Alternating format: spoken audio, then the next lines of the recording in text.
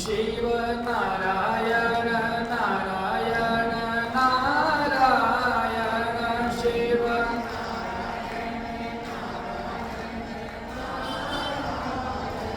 गुरु नारायण नारायण नारायण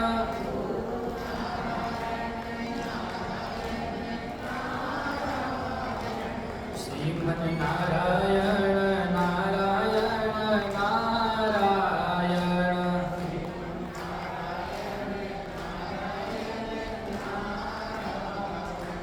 लक्ष्मी नारायण नारायण नारायण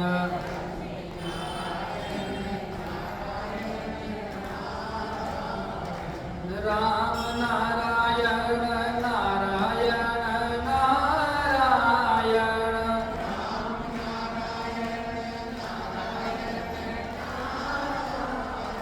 श्रीमन नारायण नारायण नारायण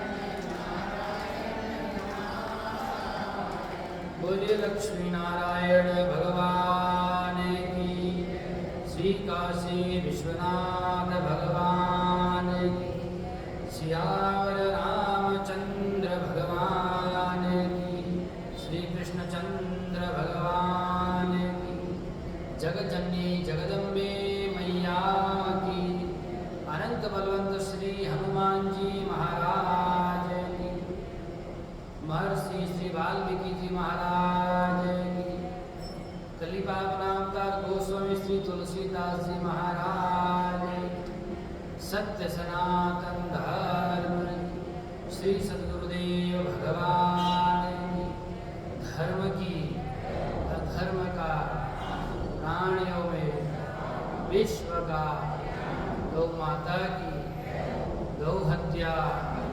ओम नमः पार्वती पतये हर हर महादेव।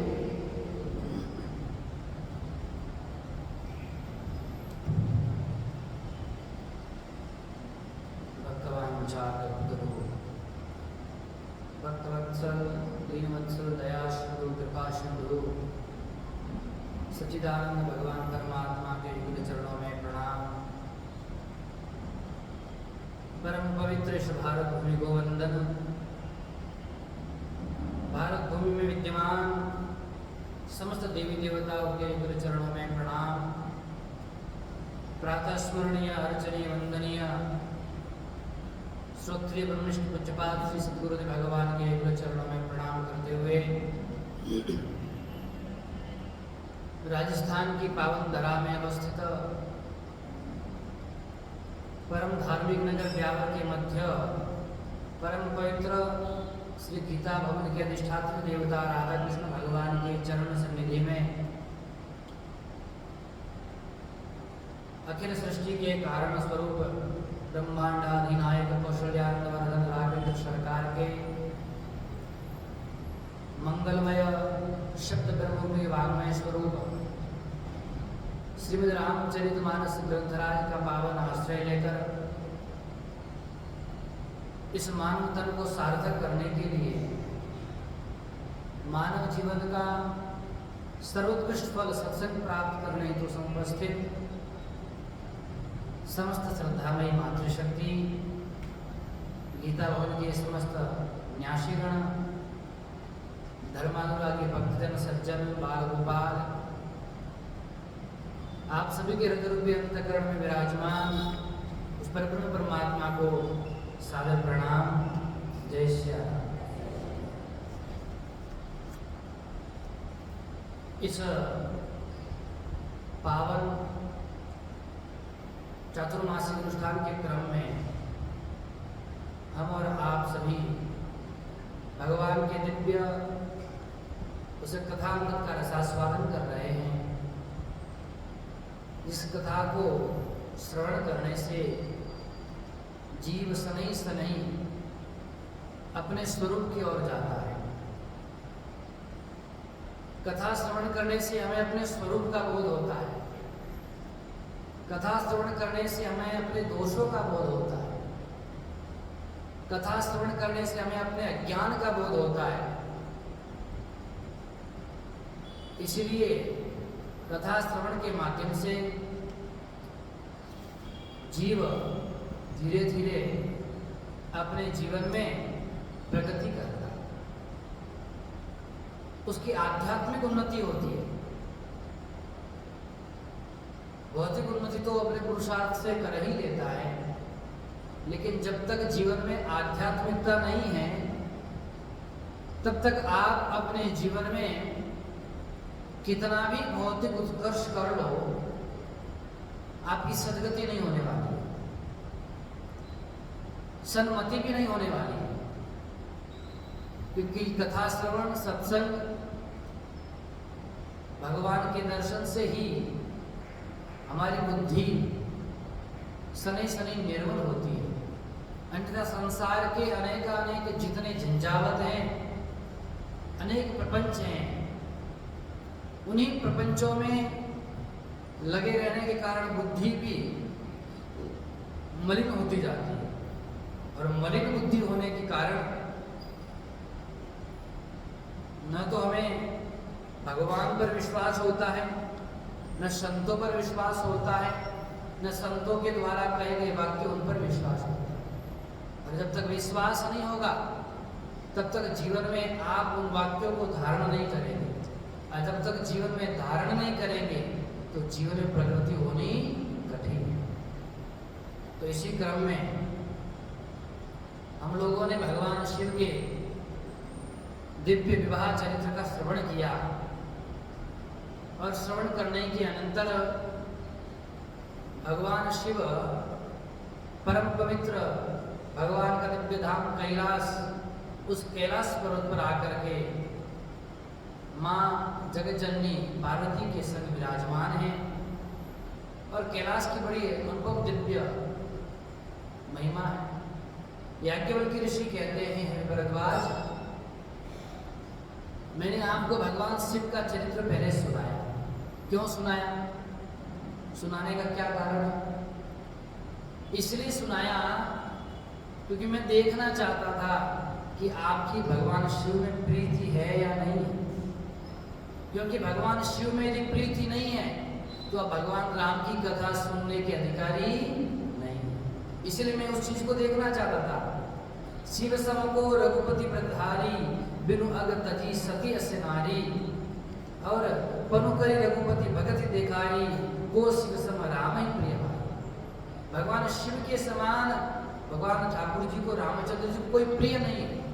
इसलिए यदि कोई भगवान विश्वनाथ से छल करता है अथवा द्वेष करता है तो महाराज राघवेंद्र सरकार रामचंद्र जी उसको स्वीकार नहीं करते। इसलिए जिनका भगवान शिव जी के चरणों में अत्यंत प्रेम है उन पर राम जी भी प्रेम करते हैं। इसलिए कहा, प्रथमई में कही शिव चरित, बूझा मरम तुम्हार। मैंने आपको शिव चरित्र कहा और मैंने अब आपके मर्म को, आपके रहस्य को जान लिया। कोई व्यक्ति अचानक आपके सामने आए और अनेक प्रकार की बातें कहे तो सहसा आपको विश्वास नहीं होगा ये भक्त है या भक्त नहीं है। अथवा जो व्यक्ति कह रहा है उसके कार्य पर भी आपको विश्वास नहीं होगा, उसके कथन पर भी विश्वास नहीं होगा। इसलिए विश्वास करने के लिए आपको उसके साथ में रहना होगा, रह करके देखना होगा स्वभाव कैसा है, चरित्र कैसा है। तो कब पता चलेगा? जब साथ में रहोगे, कुछ समय बिताओगे। तो जब भगवान शिव के चरित्र को सुनाया तब याज्ञवल्क्य ऋषि कह रहे हैं, अब मैंने आपके मन को जान लिया है, अब मैं समझ गया हूँ। क्या समझे? सोची सेवक तुम्हें राम के, रहित समस्त विकार। अब मैं समझ गया हूँ कि आप भगवान राघवेंद्र सरकार के परम पवित्र भाव से दिव्य सेवक हैं और आपके अंतकरण में किसी भी प्रकार का कोई विकार नहीं है।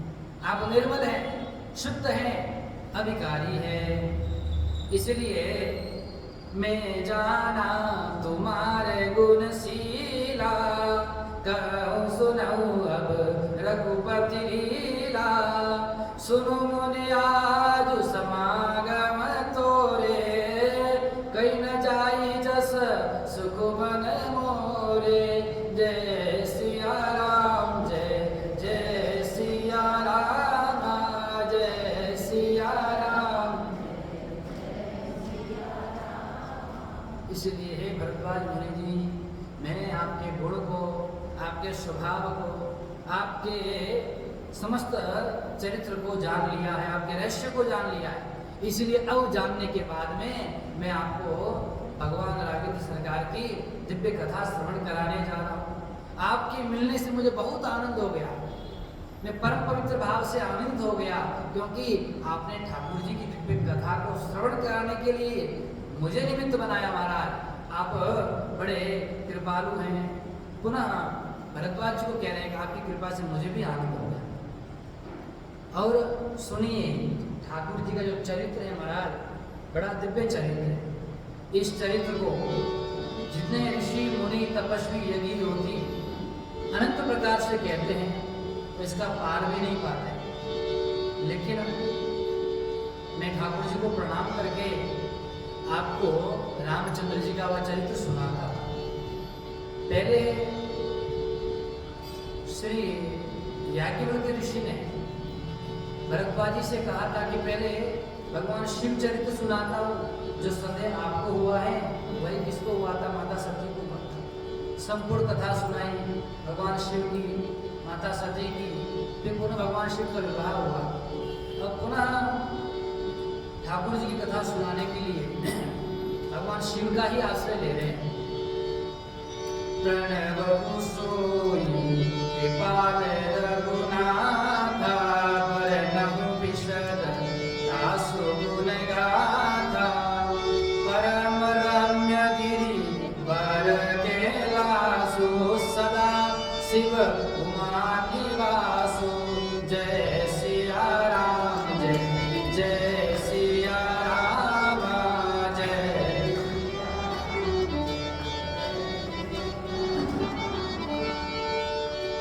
हे मुनि सुनिए, परम पवित्र दिव्य अलौकिक कैलाश पर्वत है। उस कैलाश पर्वत पर परम भगवती माता पार्वती, भगवान शिव दोनों सदैव विराजमान रहते हैं। और जितने भी सिद्ध योगी जन, देवता, किन्नर, यक्ष, गंधर्व सब क्या करते हैं, उसी कैलाश पर्वत पर रहते हैं। और वे लोग बड़े सौभाग्यशाली हैं, उन सब लोगों को भगवान शिव की सेवा करने का सुअवसर प्राप्त होता है। और सुनो ध्यान से, क्या जो भगवान हर और हरि में भेद करते हैं, उन लोगों की धर्म में प्रीति नहीं होती, क्योंकि परमात्मा तो एक ही है। हरिहर विमुख धर्म रति नाही, ते नर सपनेउ, ते नर कह सपनेउ नहीं जाही। तेहि गिरि पर्वत विटप विशाला, नित नूतन सुंदर सब काला।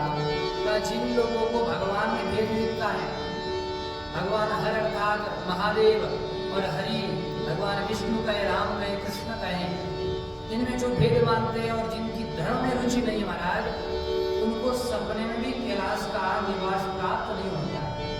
इसलिए ये परम पवित्र स्थान है, अत्यंत सुंदर है और सदैव नूतन है, कभी पुराना नहीं होता। क्या क्या इसकी विशेषता? यहाँ पर 3 प्रकार से समीर बहती है, शीतल, मंद सुगंध, अत्यंत दिव्य वायु बहती है और अत्यंत दिव्य वातावरण है वहाँ का। उसकी वातावरण के महिमा का क्या ही वर्णन करूं। और वहाँ पर एक परम पवित्र भाव से तरुबिलो की हरि अति सुख भय, बहुत दिव्य प्रकार से वृक्ष है, एक वट वृक्ष है। उस वट वृक्ष के आसपास में नीचे बैठे इतनी शीतल ठंडी छाया बहती रहती है, बहुत दिव्य आनंद देती है। हम लोग बैठे हो और शीतल शीतल मंद सुगंधित वायु आ जाए, इतना आनंद आता है। परम पवित्र कैलाश की महिमा है। उस कैलाश पर्वत पर भगवान शंकर विराजमान है। और एक समय की बात है कि भगवान शंकर उस वटवृक्ष के नीचे निज करडासी नागरी पुछाला, निज करडासी नागरी पुछाला, बैठे सजय शंभु कृपाला, बैठे सजय शंभु कृपाला। भगवान शंकर स्वयं अपना आसन उठा करके, दूसरे सेवक को नहीं लगा आसन उठाने के लिए, भगवान शंकर ने स्वयं अपना आसन उठाया और आसन उठा करके क्या है उस परम पवित्र वटवृक्ष के नीचे बैठ गए महाराज। क्यों? क्योंकि जो तपस्वी होते हैं, तपस्वी क्या होते हैं? स्वयं दासास तपस्वी, तपस्वी स्वयं दास होते हैं, किसी को अपना दास नहीं रखते। तपस्वी लोग अपना कार्य स्वयं करते हैं। तो भगवान शंकर भी स्वयं अपना आसन उठा करके उस परम पवित्र वटवृक्ष के नीचे बैठ गए और बैठ करके वहाँ प्रसन्न मुद्रा में विराजमान है। जैसे प्रसन्न मुद्रा में विराजमान है, उसको देख करके माता पार्वती के मन में अत्यंत प्रेम बढ़ाया। माता पार्वती अत्यंत प्रेम से देख रही, आज मैं बहुत प्रसन्न है, आनंदित है। हमारा आसनों की महिमा बताई गई है, कौन कौन से आसन पर बैठने पर कौन कौन सी सिद्धि होती है, अलग अलग प्रकार से बताया है। जब हम साधना करें, पूजा करें, संध्या उपासना इत्यादि करें, तो अनेक प्रकार से जो आसन होता है उसका महत्व है। व्याघ्र आसन पर हर कोई नहीं बैठ सकता है, और जो व्याघ्र आसन पर बैठ करके साधना करता है वो क्या है, मोक्ष को प्राप्त करता है। इसी प्रकार मृग चर्म कंबल का आसन का प्रयोग है, वह भी करना चाहिए। सूती का आसन कर सकते हैं, सूती का आसन करने से क्या होगा, उससे दारिद्र्य प्राप्त होता है, इसलिए उसको उस पर नहीं बैठना चाहिए। अधिक से अधिक जो हम साधना करें, नियम करें, तो उन्हीं का जो आसन होता है ना उसको लेना चाहिए, वह अत्यंत लाभदायक होता है और ऊर्जा को भी वहाँ बनाए रखता है। कुशासने भवेदायु मोक्षस्याप्याचर्मणि। कुशासन आजकल तो मिलता भी नहीं, पहले मिलता था, बहुत कम मिलता है। तो कुशासन पर बैठ करके साधना कर दे तो आपकी आयु की वृद्धि होती है, और मृग चर्म पर बैठते हैं तो मोक्ष की प्राप्ति होती है। अजिने सर्वसिद्धि कंबले रिद्धिरुत्तमा। अजिन अर्थात जो व्याघ्र चर्म होता है ना, उस पर संपूर्ण सिद्धि प्राप्त होती है। तो पहले ऋषि मुनि होते थे, किस पर बैठते थे? व्याघ्र चर्म पर बैठते थे, और उस पर हर कोई व्यक्ति बैठ भी नहीं सकता है। बैठने के लिए बहुत साधना, अत्यंत कठोर तप चाहिए, ये तो वही आपको नीचे गिरा देता है। और कंबले सिद्धि उत्तमा, कंबल अर्थात उनका इत्यादि जो भी आसन हो, उस पर बैठने से परम पवित्र भाव से सिद्धि प्राप्त होती है। वस्त्रासने सुदारिद्र्यम धरण्या शोक समम। आजकल लोग वस्त्र का आसन बिछा देते हैं साधना करते हैं, उसको नहीं लेना चाहिए, उससे दारिद्र्य प्राप्त होता है।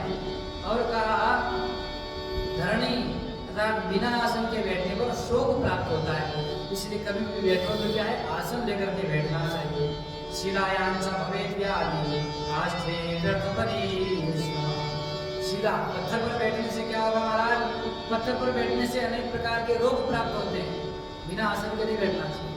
और काष्ठे लकड़ी के आसन पर बैठने से क्या होता है, व्यर्थ परिश्रम, जो साधना उसका फल प्राप्त नहीं होता, इसलिए आसन की बड़ी महिमा बताई। मतलब भगवान शंकर भी स्वयं उस व्याघ्र चर्म के आसन पर बैठे, और कैसे बैठे, बैठे काम बैठे सो काम रिपु कैसे धरे शरीर शांत रस जैसे। अत्यंत परम पवित्र भाव से, शांत भाव से भगवान भोलेनाथ वहाँ विराजमान है, और सुंदर भाव से उस दृश्य को कौन देख रही है, माता पार्वती देख रही है। माता पार्वती ने देखा, सुंदर अवसर डाला। यहाँ पर एक सुंदर संदेश है। क्या संदेश है कि अब पत्नी को किस प्रकार से अपने पति देवता से प्रश्न करना चाहिए, किस अवस्था में करना चाहिए, यह भी सुंदर संदेश कौन दे रहे हैं, माता पार्वती अपने दिव्य चरित्र के माध्यम से हमें दे रही है। भगवान शंकर प्रसन्न मुद्रा में बैठे हैं, तो देवियों आपको भी यदि पति देवता से कोई प्रश्न करना हो तो जब क्या कहते हैं ना, काम से थक कर के आए उसी में नहीं, आराम से बैठने दो, प्रसन्न होकर के बैठने दो, शांत बैठने दो, पहले सेवा करो। जब प्रसन्न हो जाए, आनंदित हो जाए, तब जाकर के क्या करना चाहिए, आपको अपना प्रश्न रखना चाहिए कि इस प्रकार की हमारी इच्छा है, ये कार्य करना है, या नई गाड़ी लानी है, नई बंगला लेना है, जो भी है आपकी इच्छा है। तो यही संदेश हमें प्राप्त हो रहा है यहाँ। पार्वती फल अवसर जानी, माता पार्वती बड़ा सुंदर अवसर जान करके भगवान शिव के पास में गई।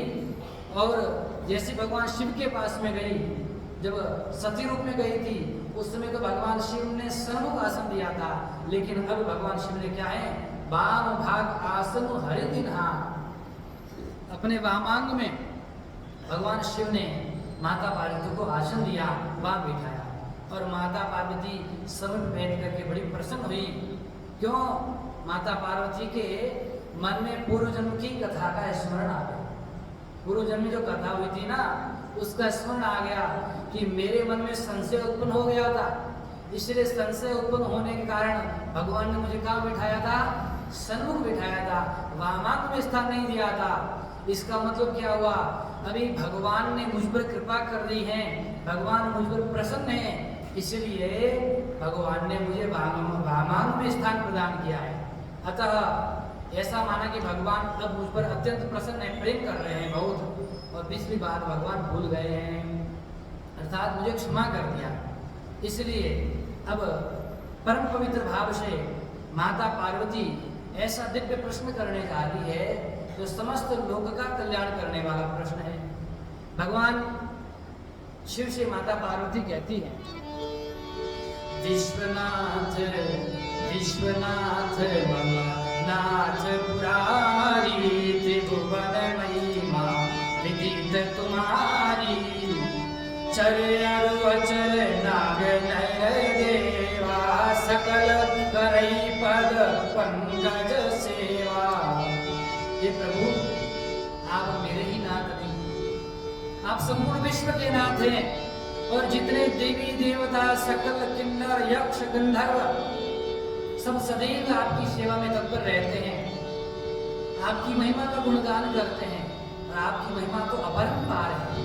ये प्रभु, आप केवल देवताओं के स्वामी नहीं, आप चर अचर जड़ चेतन नर नाग सबके स्वामी हैं, सबके देवता हैं, जगतपति हैं, और सब आपकी सेवा करते हैं। इसलिए प्रभु आप क्या हैं, समस्त प्रकार से सर्वज्ञ हैं, समर्थवान हैं, त्रिकालज्ञ हैं, और कृपा निधान हैं, सकल गुणों के धाम हैं। आप जैसा योग ज्ञान वैराग्य किसी के पास नहीं है। इसलिए प्रभु, मैं आपसे एक विनती करना चाहती हूँ, प्रश्न पूछना चाहती हूँ। जब भगवान को प्रसन्न मुद्रा में देखा तो माता पार्वती ने प्रश्न करना प्रारंभ किया।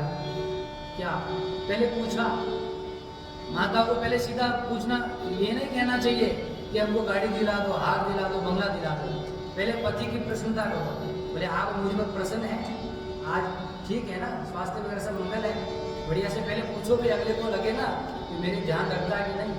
तो क्या पूछा, जो मोह पर प्रसन्न सुख राशि, जो मोह पर प्रसन्न सुख राशि, जानिय सत्य मोहि निज दासी, जानिय सत्य मोहि निज दासी, तो प्रभु हरऊ मोर ज्ञाना, कहि रघुनाथ तथा विधि नाना, जय सिया राम जय जय सिया राम जय।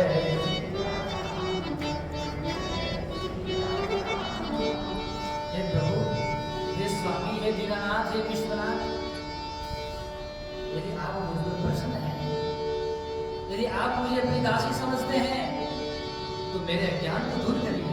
कैसे दूर करिए?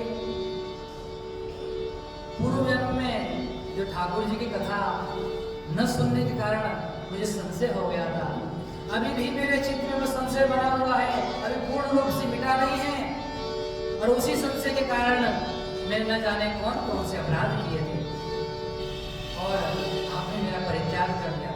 प्रभु, अब मैं समस्त रूप से तैयार होकर के आई हूँ, यद्यपि पहले अज्ञान उस कथा नहीं सुनी, लेकिन अब कथा सुनना चाहती हूँ।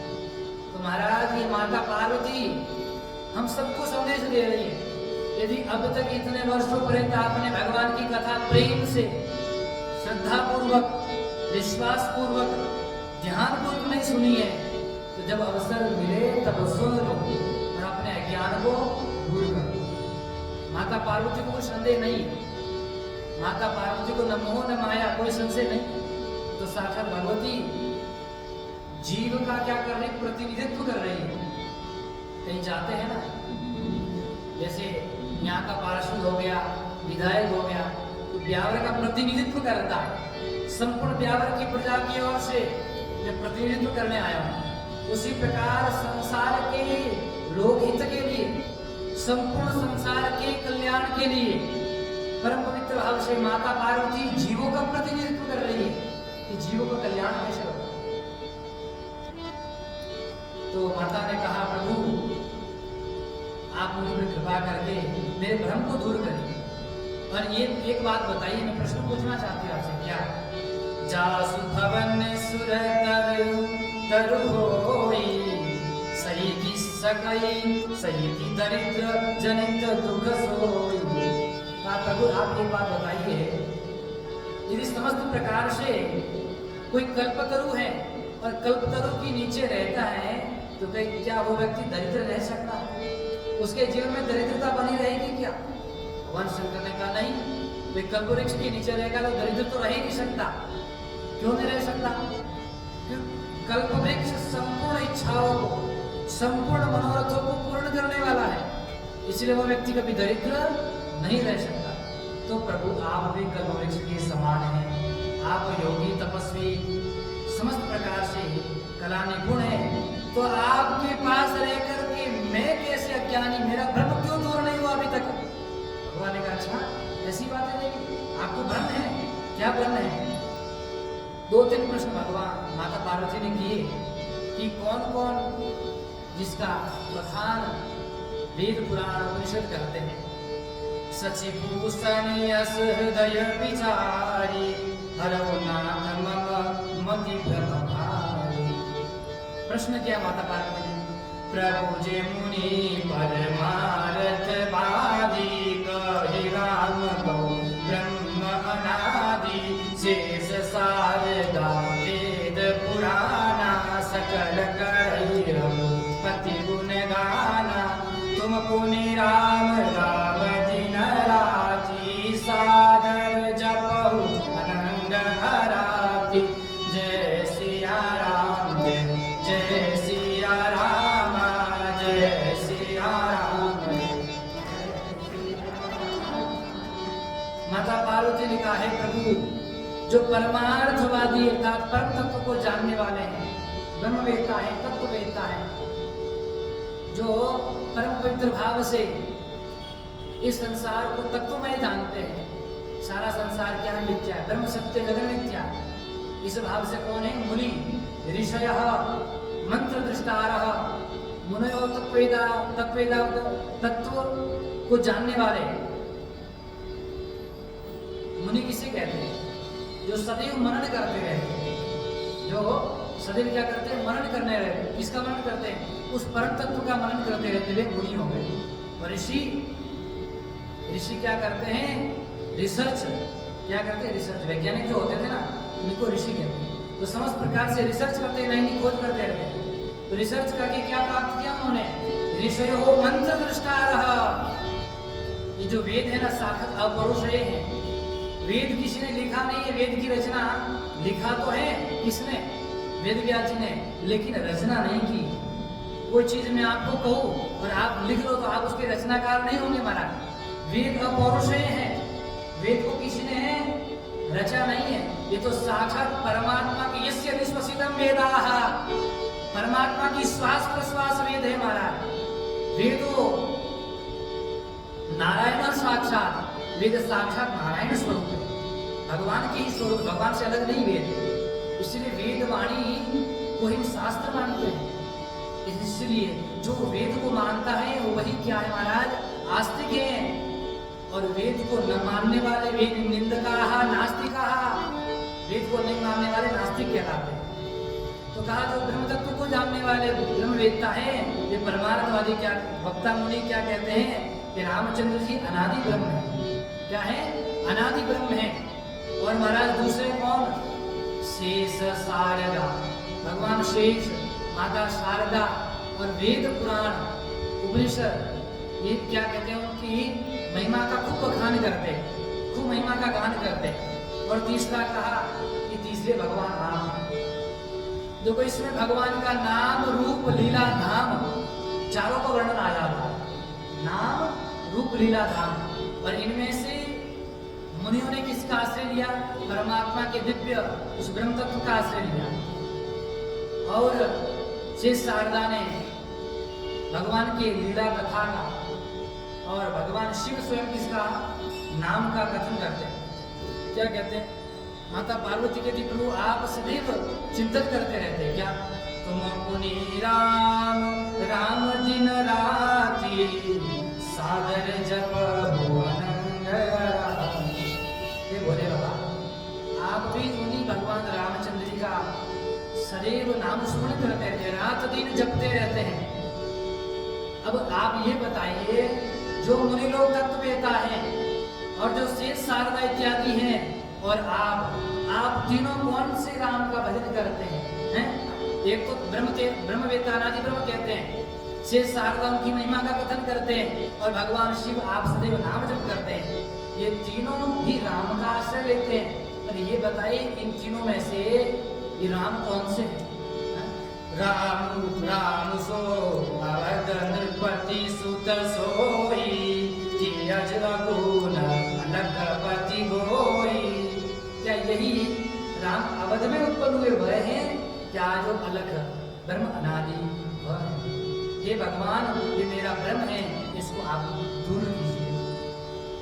आप ये बताइए, क्या यदि वे राजपुत्र हैं तो ब्रह्म कैसे हुए? बताओ, प्रश्न होता है कि नहीं होता? यदि वे राजपुत्र हैं तो ब्रह्म कैसे हुए? और यदि ब्रह्म हैं तो इस प्रकार से सगुण साकार में आकर के उत्पन्न कैसे हुए?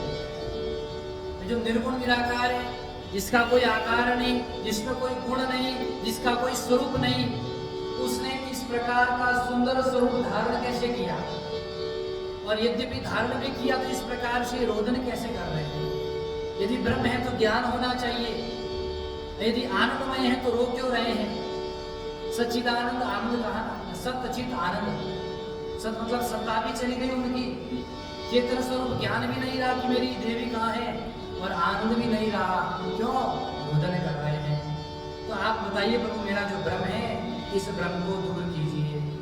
तो भगवान शिव से माता पार्वती ने यह प्रश्न किया, और प्रश्न करके कहा कि आप मुझे समस्त प्रकार से विस्तार से मुझे कथा कहिए, जिससे मेरा क्या हो, ब्रह्म दूर हो।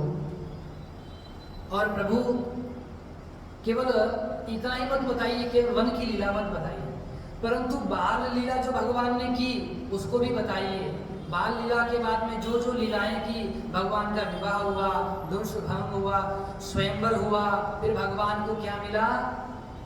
वनवास मिला अरण्य कांड में, और उसके बाद में किष्किंधा कांड में जाकर के किस प्रकार राक्षसों का वध किया, और हनुमान जी से मित्रता हुई, सुग्रीव से मित्रता हुई, हनुमान जी की प्राप्ति हुई, बाली का वध किया, और रावण का अंतिम में वध किया, कुंभकर्ण का हनन किया।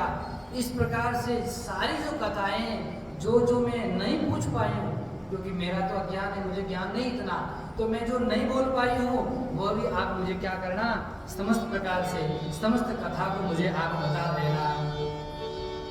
प्रभु किस प्रकार लीला करते हैं, सारी लीला को आप मुझे बताइए। आप मेरा भ्रम जो है उस भ्रम को दूर कीजिए। भगवान शिव ने जैसे प्रश्न श्रवण किया महाराज, प्रश्न सुनते ही परमात्मा ने पहले क्या किया, आनंदित हो गए। और आनंदित होकर के क्या हुआ, हर राम चरित सब आए, प्रेम पुलक जल छाए, श्री रघुनाथ रूप आवा, परमानंद अमित सुख पावा। जैसी माता पार्वती ने भगवान राघवेंद्र सरकार के विषय में अनेक प्रश्न किए, तो सारी की सारी कथा भगवान भोलेनाथ के हृदय में प्रकट हो गई महाराज। और जैसी कथा प्रकट होगी भगवान शिव हर्षित होने लगे, आनंदित होने लगे और इतने आनंदित हुए कि महाराज देखो अंतःकरण में जब आनंद आता है तो बाहर प्रकट होता है। भगवान का रोम रोम पुलकित होने लगा और जब रोम रोम पुलकित होने लगा तो नेत्रों से अश्रुपात होने लगा, आनंद के वशीभूत हो गए, आनंद अतिरेक हो गया और परमानंद सुख पा रहे, परमानंद अति सुख पावा। भोलेनाथ अत्यंत आनंदित हो गए और जब आनंद में आते भोलेनाथ तब क्या होता आपको पता है, पहले भी कथा सुनाया था। जब भगवान भोलेनाथ विश्वनाथ जब आनंद में आते हैं तब भोले बाबा को समाधि लग जाती है, लग गई समाधि। मगन ध्यान रसदंड जुग पुनि मन बाहिर कीन, रघुपति चरित महेश तब हर्षित बड़े। भगवान शंकर इतने प्रसन्नचित्त हो गए कि महाराज समाधि में चले गए और समाधि में आनंदित हो रहे, मन शरीर पुलकित हो रहा है, नेत्रों से अश्रुपात हो रहा है और महाराज कितने मगन ध्यान रस दंड जुग, दो दंड जुग अर्थात जोड़ी, तो एक दंड नहीं दो दंड भगवान शंकर का आनंद में समाधि में लग गए। दो दंड मतलब एक दंड 24 मिनट का होता है और दो दंड में कितने हो गए 48 मिनट। 48 मिनट पर्यंत भोले बाबा का ध्यान लग गया, समाधि में गए और महाराज कोई कथाकार कथा कहने लगे और कहते आपने यदि प्रश्न किया, अब प्रश्न करते समय महाराज वो 15 मिनट या 5 मिनट भी ध्यान में लग जाए तो लोग कहेंगे आप ध्यान लगाते रहो, हम चले अपनी और दूसरी जगह, लेकिन बैठेगा कोई श्रोता। लेकिन 48 मिनट पर्यंत माता पार्वती हाथ जोड़ करके बैठी रही कि मेरे भोले बाबा ध्यान कर रहे हैं, उसके बाद मुझे कथा श्रवण कराएं। तो जैसे भगवान ने ध्यान किया फिर अचानक ध्यान में ध्यान आया। क्या आया? ध्यान में ध्यान आया कि माता पार्वती ने प्रश्न किया है, ये कथा मेरे मन में प्रकट हुई है, मैं आनंदित हो रहा हूँ, लेकिन ये मैं यदि बाहर नहीं कहूँगा तो माता पार्वती को आनंद नहीं होगा। यदि इस कथा को मैं मन ही मन अपने आप में आनंदित होता रहूँगा तो बाहर कथा प्रकट नहीं होगी। और कथा को बाहर क्या किया भगवान शंकर ने, तुरंत मन बाहिर की न, अपने ध्यान से मन को बाहर किया। बाहर क्यों किया? बाहर करने से क्या होगा महाराज? भगवान शंकर ने चिंतन किया, यदि मन को बाहर करूंगा, अब तक मुझे आनंद आ रहा था और कथा को बाहर कहूंगा तो माता पार्वती को आनंद आएगा और माता पार्वती को आनंद आएगा तो धीरे धीरे कथा का समस्त जग में विस्तार होगा। तो जो जो कथा को सुनेगा संपूर्ण संसार को आनंद आएगा। इसलिए संपूर्ण संसार को सुख देने के लिए, संपूर्ण संसार को आनंदित करने के लिए भगवान शंकर ने कथा बाहर प्रकट की। रचि महेश निज मानस राखा, पायसु समो शिवासन भाखा। जय सिया राम जय सिया राम जय सिया राम। भगवान शिव ने चिंतन किया कि अच्छा समय है, सुंदर समय है, तो कथा को बाहर प्रकट करना चाहिए महाराज। दो दंड भगवान ने ध्यान किया, ध्यान करते महाराज संपूर्ण संसार को सुख देने वाली उस दिव्य कथा को क्या किया, बाहर प्रकट किया। अब भगवान शंकर ने पहले ही बात कही, सबसे पहले एक बात कही, क्या कहा? झूठे हो सत्य जाहि बिनु जाने, जिव भुजंग बिनु रजो पहचाने। बड़ी सुंदर बात कही। कहा जिस प्रकार प्रकाश के अभाव में महाराज मन अंधकार है, शाम को आप घर में प्रवेश करते हैं और आपके बेटे ने मान लो रस्सी रख दी मोटी वाली, तो प्रकाश के अभाव में उस रस्सी को क्या समझ बैठते हैं? सांप समझ बैठते हैं। और महाराज सांप समझ बैठते जैसे देखते अरे बाप रे बाप, सांप कहाँ से आ गया घर में, भागते कि नहीं भागते? तुरंत वहां से दूरी हो जाती है, डर जाते हैं। लेकिन जैसे ही प्रकाश आता है, प्रकाश के आते ही महाराज क्या हो जाता है? भ्रम दूर हो जाता है। भ्रम तो दूर हुआ, साथ में जो भय था वो भी दूर हो जाता है। लेकिन उसी प्रकार रघुपति भगवान रामचंद्र के प्रकाश रूपी ज्ञान रूपी प्रकाश के बिना ये सारा का सारा संसार महाराज सत्य प्रतीत होता है कि नहीं? सारा संसार कैसा लगता है? सत्य। अब आपको मंच से मैं बैठे बैठे कहूँ, व्यासपीठ से निवेदन करूँ कि सारा संसार झूठा रहा है, फिर भी आप मानोगे नहीं? कहाँ झूठा है? आप बैठे बैठे कथा कर रहे हो, तुम कथा सुन रहे, सत्य तो है, झूठा कहाँ है? ये झूठा कब लगेगा? जब परम पिता राघवेंद्र सरकार का दिव्य ज्ञान हो जाएगा तो सारा का सारा संसार झूठा लगेगा, और झूठा लगने के बाद छूट जाएगा, है कि नहीं? इसलिए भगवान शिव कह रहे माता पार्वती को कि हे देवी, रघुपति रूपी ज्ञान प्रकाश के अभाव में सारा झूठा संसार हमें सत्य प्रतीत होता है। जब ज्ञान हो जाएगा तो सारा का सारा भ्रम दूर हो जाएगा, और जो संसार का भय है, संसार में अनेक प्रकार के भय है ना, सारे के सारे भय भी दूर हो जाएंगे। इस बात को कहा। अब यहीं पर निवेदन करो आपसे मैं, कई बार हम कहते हैं कि महाराज भगवान की प्राप्ति करनी है तो क्या होगा?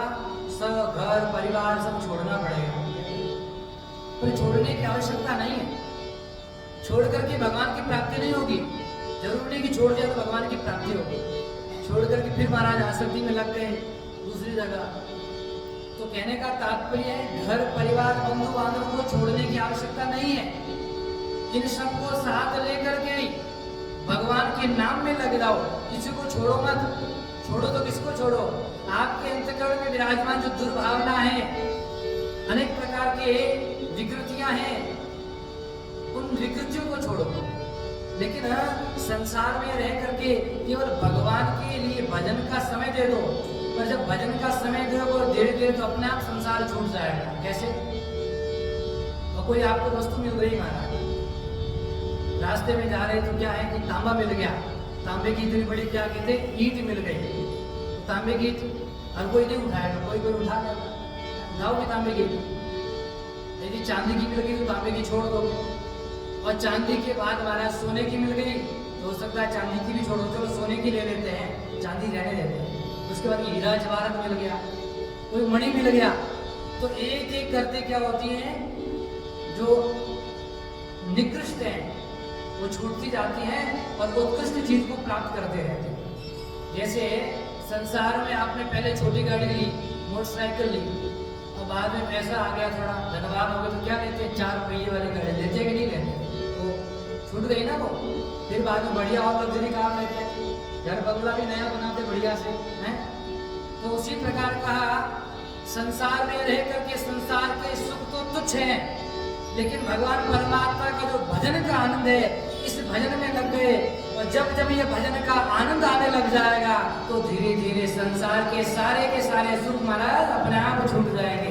इसलिए बस लग जाओ, परमात्मा के भजन में लग जाओ।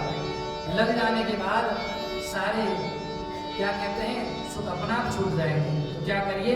परमात्मा के भजन में लग जाइए।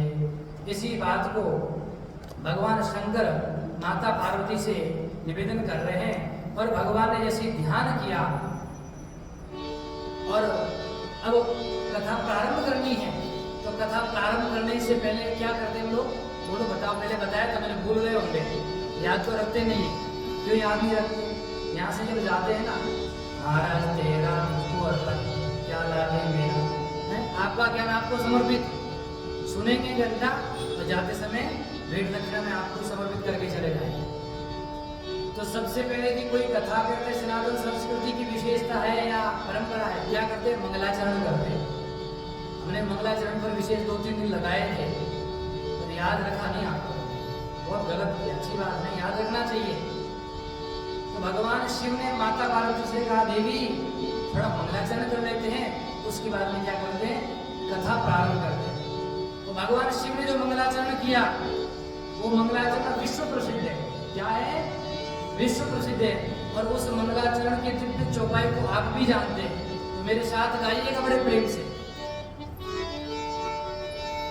भगवान शंकर ने कहा, देवी मंगल भवन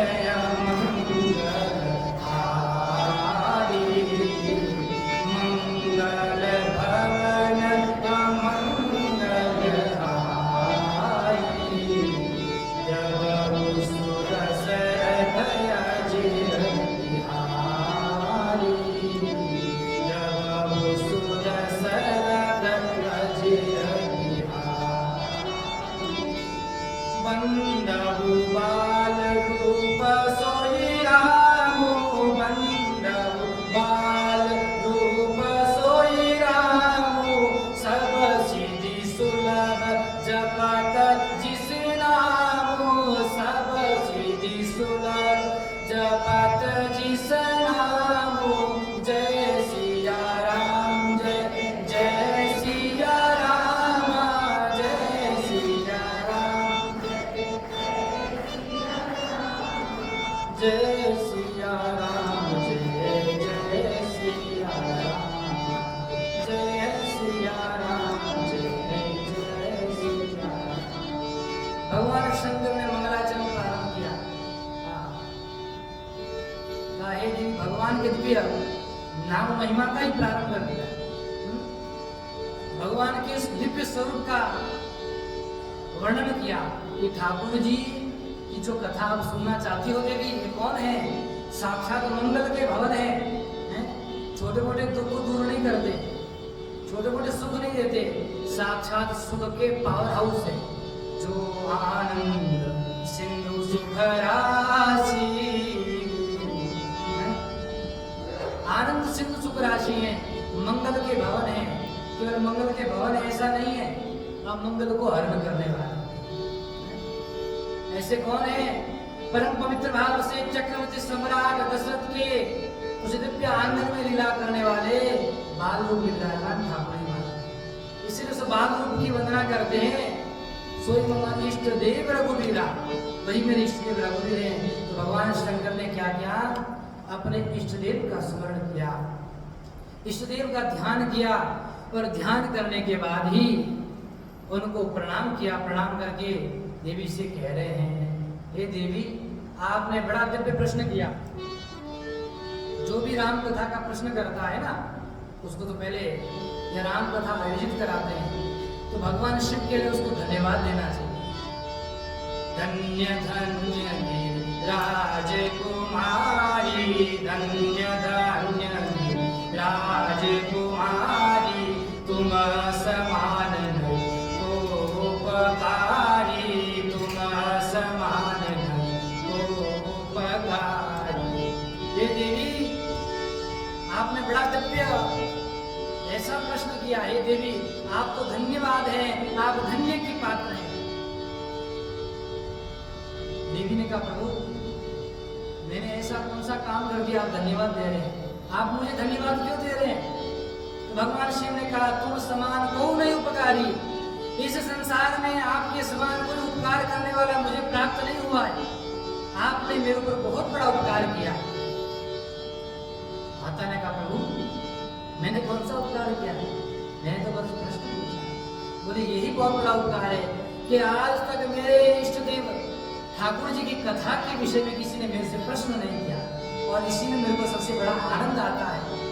भगवान ने कहा, देवी, पूछे हो रघुपति कथा प्रसंगा, पूछे हो रघुपति कथा प्रसंगा, सकल लोग जग पावनी गंगा, सकल लोग जग पावनी गंगा, तुम रघुवीर चरण अनुरागी, तुम रघुवीर चरण अनुरागी, कीनहु प्रश्न जगत हितरागी, कीनहु प्रश्न जगत हितरागी।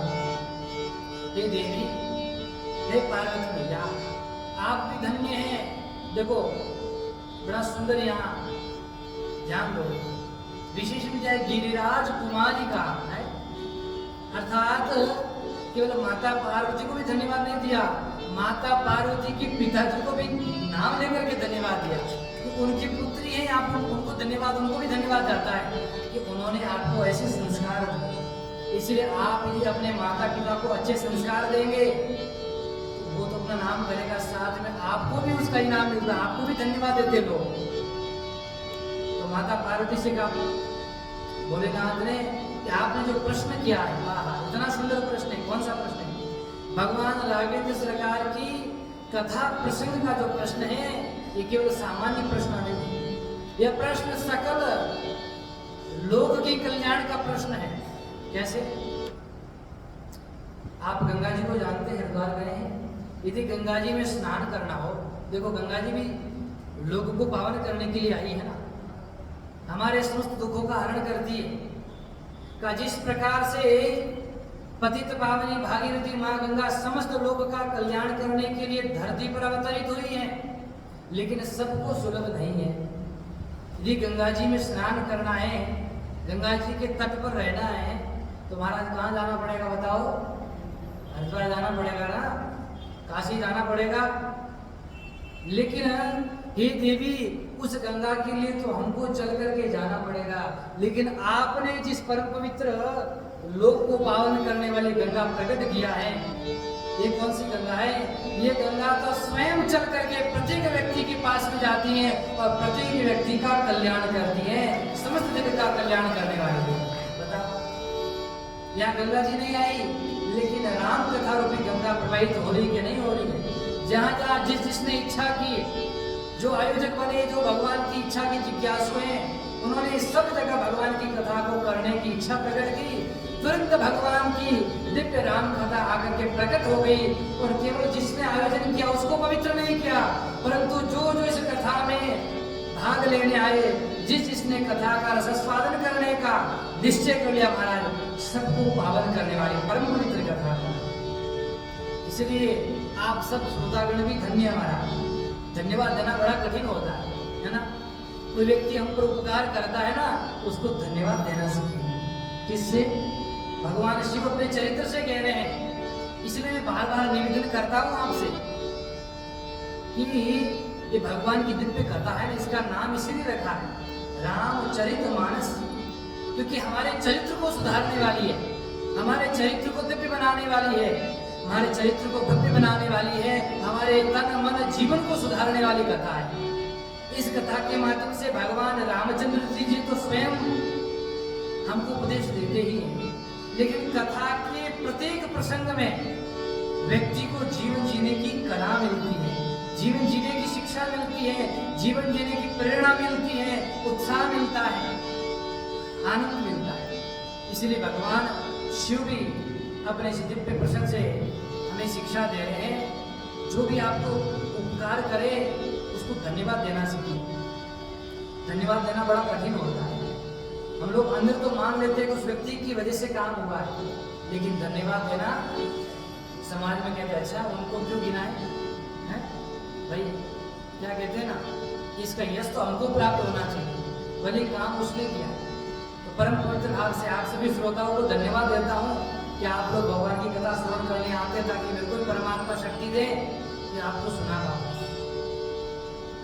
परम पवित्र ऐसे पूर्वाचार्यों को धन्यवाद देते हैं जिनकी वजह से आज हम यहाँ कथा सुन रहे हैं। भगवान शिव धन्यवाद दे रहे हैं, हम दोनों दे रहे हैं। भगवान शिव ने भी कहा, हे देवी तुम रघुवीर चरण अनुरागी, दीनहु प्रश्न जगत हित लागी। जय सिया राम, जय सिया राम, जय।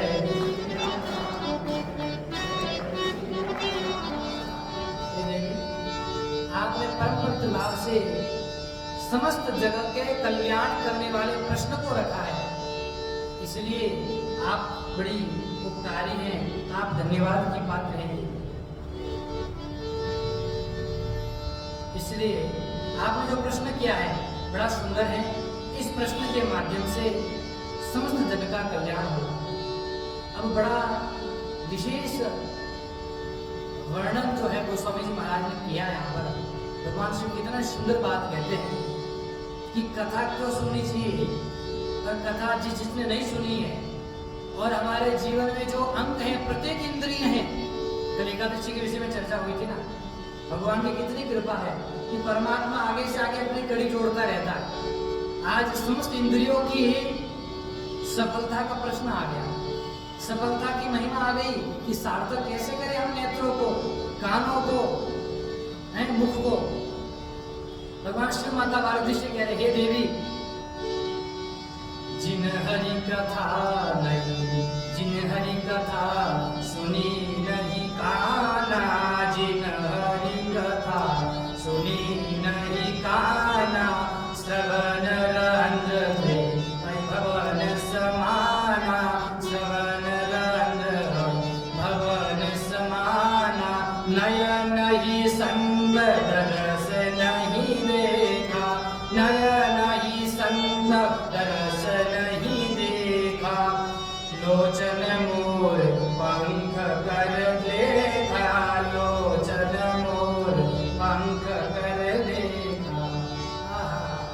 सुनते जाओ महाराज, इतना आनंद है। राम कथा तो महाराज ये ध्यान से सुने, मन से सुने तो व्यक्ति इसमें डूब जाता है, मरता नहीं है, डूब के तर जाता है महाराज। ये मारने वाली नहीं है कथा, ये तो तारने वाली है। भगवान शिव ने कहा, देवी जिस व्यक्ति ने अथवा जिस व्यक्ति के कानों ने भगवान की कथा नहीं सुनी है, इन कानों का महत्व क्या है? इन कानों का महत्व यही है कि आपने इन कानों से यदि भगवान की कथा नहीं सुनी है तो महाराज कैसे कान? सांप जानते हो, सांप का बिल होता है ना, किसी काम का नहीं होता है। तो सांप के बिल के समान उस व्यक्ति के कान है। हमारा सांप जो अंदर बिल में चला जाए, प्रवेश करे। जिस व्यक्ति ने अपने कानों से कथा नहीं सुनी है, उसके दोनों कान सांप के बिल के समान है महाराज। इसलिए कानों की सार्थकता कब है? जब भगवान की कथा सुने, भगवान का नाम सुने, कीर्तन सुने, दिव्य संतों का प्रसंग सुने, चरित्र सुने, तभी आपके कानों की सार्थकता है। और महाराज नयन का कहा कि जिन नेत्रों ने भगवान के दर्शन नहीं किए, संतों के दर्शन नहीं किए, महापुरुषों के दर्शन नहीं किए, वे नेत्र कैसे हैं? जैसे मोरपंख होता है ना, मोरपंख पर भी नेत्र होते हैं, आंख, तो वो नेत्र उसी प्रकार व्यक्त हैं जिस प्रकार से मोरपंख में बनी आंख है। और कहा कि मैं नहीं कह रहा हूं, साक्षात वेद पुराण उपनिषद कहते हैं। और उनका सिर ते सिर कटु तुम्हारी सर्वतूला जे नमद हरि गुरुपद मूला। आपका सिर यदि श्रेष्ठ पुरुषों के सामने, भगवान के मंदिर में, संत पुरुषों के सामने, अपने के बड़ों के सामने नहीं झुकता है तो महाराज कड़वा तुम्बी होती है ना, कड़वी लौकी होती है, उसी के समान आपका सिर है, किसी काम का नहीं, व्यर्थ है साकार। और जिनके हृदय में भगवान की भक्ति नहीं है, वे साक्षात मुर्दे के समान है। मुर्दे में क्या है? प्राणी तो नहीं है ना, तो आप मुर्दा हो कि क्या हो? मनुष्य हो। जिन हरि भगति हृदय नहीं आनी, जिन हरि भगति हृदय नहीं आनी, जीवत सम समान तेहि प्राणी, जीवत सब समान तेहि प्राणी। जो नर कराई, जो नहीं कराई राम गुण गामा, जो नहीं कराई राम गुण गामा, जिह सो दादुर जिह समाना, जिह सो दादुर जिह समाना। कहा जिनके हृदय में परमपिता परमात्मा की भक्ति नहीं है, वे साक्षात मुर्दे के समान हैं। और जिनकी इस जिह्वा से महाराज भगवान का नाम नहीं निकलता है, राम राम नहीं कहते, कृष्ण कृष्ण नहीं कहते, भगवान का नाम संकीर्तन कभी भी नहीं करते, ऐसे लोगों की जिह्वा तो साक्षात मेंढक के समान है। क्या करता मेंढक? दादुर होता है, दादुर। मेंढक को क्या कहते हैं? दादुर कहते हैं। तो क्या करता है? ट्रर ट्रर करता रहता, बारी शादी तुम्हारा, वो कान भी खाता है, बड़ा परेशान कर देता है। तो आपकी जिह्वा किस प्रकार हो जाएगी? मेंढक की तरह। संसार में केवल बोलते रहोगे, और ऐसे लोगों का बोलना घर परिवार में भी क्या है? खटकता है, अटकता है, और व्यक्ति फिर भटकता है और घर के बीच में लटक जाता है। हमारा घर वाले भी उनकी बात पर ध्यान नहीं देते। आप वृद्ध हो गए और घर में अपनी बात कहो, सुनते हैं? कोई नहीं सुनता। माँ उठ के आपके बेटे, पुत्र, बहू उस साइड में कर लेते, बोले साइड में रखो, वो भी इनकी बातें नहीं सुनना। तो इसीलिए महाराज क्या करना है? अपने जीवन में परमात्मा ने जितनी इंद्रियां दी हैं, उन समस्त इंद्रियों का क्या करना है? हमें प्रयोग करना है। जब तक जीवन में इन इंद्रियों का प्रयोग नहीं करोगे तो आपका जीवन क्या हो जाएगा? मुर्दे के समान हो जाएगा। और दादुर का एक दूसरा अर्थ होता है चमगादड़। जानते हो चमगादड़ को? क्या करता है चमगादड़? उल्टा लटकता है।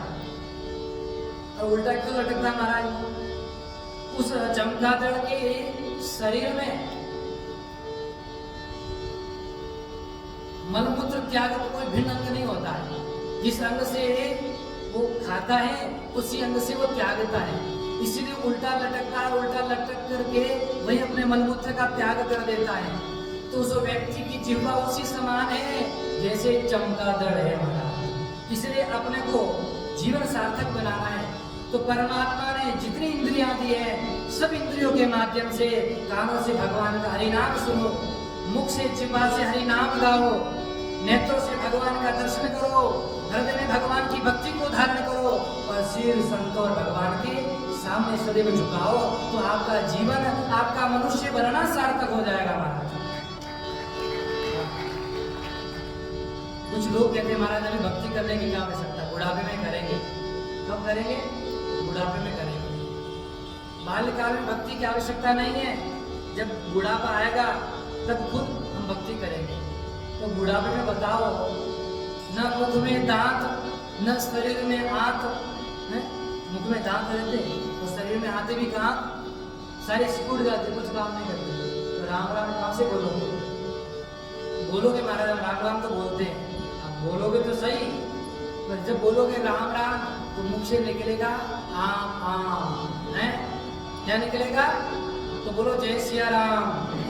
हाँ जय सिया राम बोला करो, जब तक समय तब तक बोल लो, जब चला जाएगा समय तो कुछ